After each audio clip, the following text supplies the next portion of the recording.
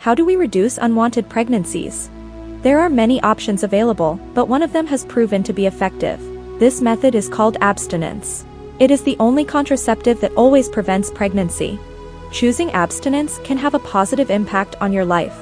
It isn't just saying no to sex, it is also saying yes to yourself, your dreams, and your future. With this, you take control of your own body and your choices. There are some misconceptions. Abstinence isn't outdated or unrealistic. As long as abstinence is consistently practiced, you won't get problems. It's a valid choice for individuals who want to prioritize their physical and emotional well-being. By choosing abstinence, you deserve respect, understanding, and support in your decision. Take the first steps towards empowerment. Connect with like-minded individuals, seek guidance, and embrace abstinence as a positive choice for your future. Remember, abstinence is not just a choice. It's a powerful statement of self-worth and empowerment.